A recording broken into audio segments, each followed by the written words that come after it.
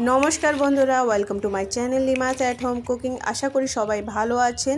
আজ আমি আপনাদের জন্য এনেছি জলপাইয়ের আবার একটা নতুন ভীষণই মজাদার টেস্টি আচার রেসিপি। অনেক দিন পর আজ ভিডিও দিচ্ছি, এর কারণটাও আমি ভিডিওর মাঝে বলে দেব। তার আগে রেসিপিটা শুরু করা যাক। তো এই জলপাইয়ের আচার করার জন্য আমি এখানে 6 থেকে 700 গ্রাম মতো এখানে জলপাই নিয়েছি, আর সেটাকে প্রথমে ধুয়ে নিয়েছি জল দিয়ে। তারপর এখানে আমি ছুরি দিয়ে এইভাবে চারিদিকে ঘুরিয়ে ঘুরিয়ে কাট লাগিয়ে দিচ্ছি। একটু অন্য রকমভাবে এটাকে কাটছি।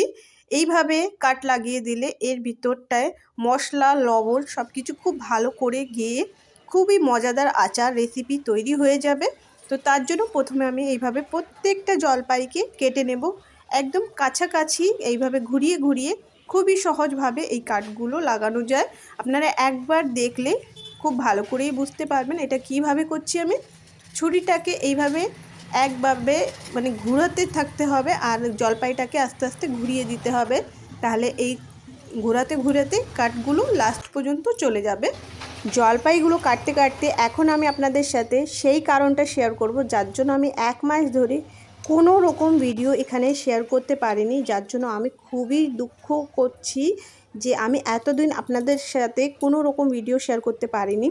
তো সেই কারণটা হচ্ছে আমার ভাইয়ের বিয়ে ছিল এই অগ্রহায়ণ মাসের 11 তারিখে, মানে আগস্ট মাসের 27 তারিখে। তো সেই বিয়ের পুরোটা ভার মানে আমার ভাইয়ের উপর আর আমার উপর দেওয়া হয়েছিল, কি সব কিছু অ্যারেঞ্জ আমাদেরকেই করতে হবে। তো সেইগুলো করতে করতে দিন রাত যে কখন ফুরিয়ে যাচ্ছিলো আমরা বুঝতেই পারিনি, যার জন্য আমি একটা ভিডিও শ্যুট করতে পারিনি কুকিংয়ে।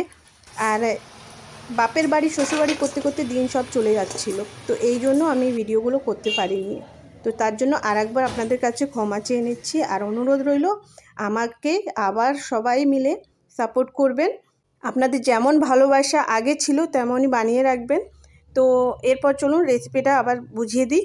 তো এখানে যখন আমার কাট করা হয়ে গেছে, তারপর আমি আবার ভালো করে একবার ধুয়ে নিয়েছি, আর একটা শুকনো কাপড় দিয়ে ভালো করে মুছিয়ে এটাকে আমি আরেকটা পাত্রে নিয়ে 1-1.5 চামচ লবণ আর একটু হলুদ দিয়ে এটাকে ভালো করে মাখিয়ে নিয়ে এখন আমি এটাকে রোদে শুকিয়ে নেব 2 থেকে 3 ঘন্টার জন্য। 2-3 ঘন্টা ভালো তেজ রোদে রেখে দিলে এর পুরো ময়েশ্চার শুকিয়ে যাবে, জল ভাব যেটা থাকবে সেটা পুরো ভালো করে শুকিয়ে যাবে। তারপর আমরা আচার বানানোর জন্য রেডি করব। তো 3 ঘন্টা রোদে দেওয়ার পর এটা ভালো করেই শুকিয়ে গেছে, গা একদম শুকিয়ে গেছে। আমি এখন নিয়ে যাব এটাকে আচার তৈরি করার জন্য। তো তার আগে দেখে নেব আজকে আচারের মশলাগুলো। তো এখানে দেখুন আমি মশলার জন্য এখানে সবগুলো রেডি করে নিয়ে চলে এসেছি। এখন এক এক করে আমি আপনাদেরকে বলে দিচ্ছি এখানে কি কি নিয়েছি।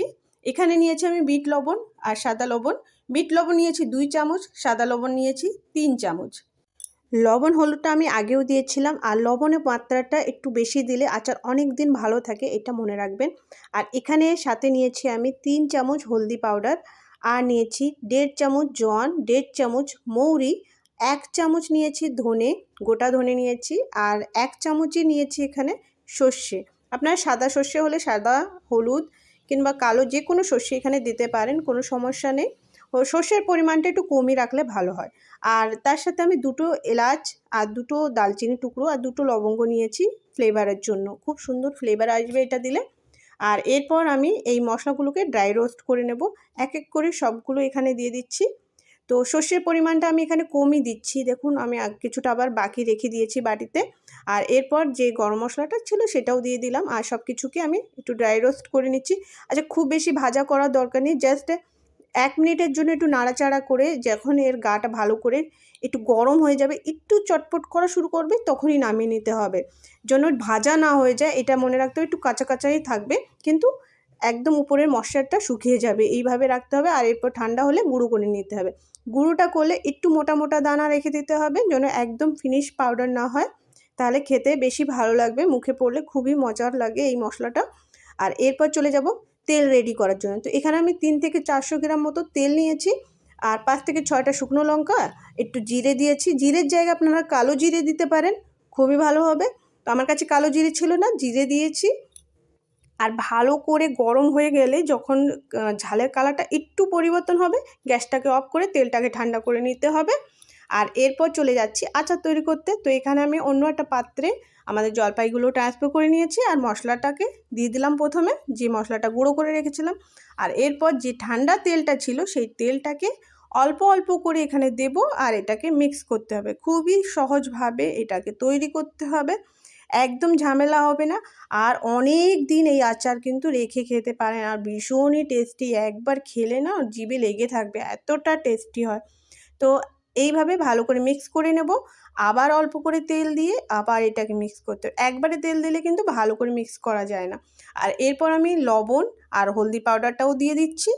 আর এরপর আবার একটু একটু করে তেল দিয়ে এটাকে ভালো করে মিক্স করব। অল্প অল্প করে তেল দিলে কি এটা ভালো করে মশলাটা এর ভিতরে বসে যাবে। আর একবারে তেল দিলে তেলটা নিচে থেকে যাবে, তখন একটু অসুবিধা হতে পারে, তবে আপনাদের মতো করে নেবেন। তো আমি এইভাবে অল্প অল্প করে তেল দেবো আর এটাকে মিক্স করতে থাকবো 2-1 মিনিটের জন্য। এইভাবে সুন্দর করে মিক্স করে নিলেই জাস্ট আপনার আচারটা কমপ্লিট। তো এখানে বাকি তেলটাকেও আমি এখানে দিয়ে দিচ্ছি আর এটাকে ভালো করে মিক্স করে নিচ্ছি। এই আচারটা খেতে ভীষণই টেস্টি লাগে, রুটি পরোটা ভাতের সাথে ভীষণই মজাদার টেস্টি আচার হয়। একবার অবশ্যই ট্রাই করে দেখবেন। এর আগেও আমি জলপাইয়ের আচার শেয়ার করেছি চ্যানেলে, আপনারা সবাই অনেক ভালোবাসা দিয়েছেন, অনেক ভিউজ এসছে।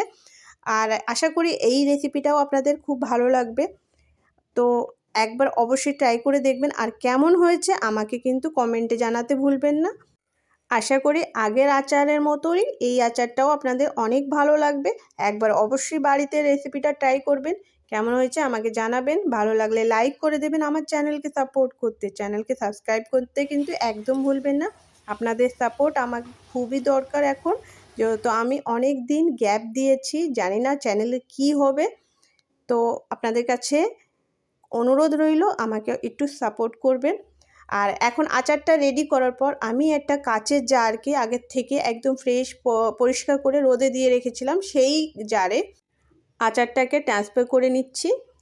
আর এই আচারটাকে আপনারা 1 সপ্তাহ মতো রোদে দেবেন, জাস্ট 2-1 ঘন্টার জন্য রোদ দেখিয়ে বন্ধ করে রেখে দেবেন। 1 সপ্তাহ মতো রোদে দিলে তারপরে আর রোদে দেওয়ার কোনো প্রয়োজন নেই, আপনারা এইভাবেই রেখে দেবেন, বছরভর ভালো থাকবে, কোনো সমস্যা হবে না। তো জলপাই থাকতে থাকতে এই আচারের রেসিপিটা একবার অবশ্যই ট্রাই করে দেখবেন, খুবই ভালো লাগবে। তো আজ এই পর্যন্ত, সবাই ভালো থাকবেন, ধন্যবাদ।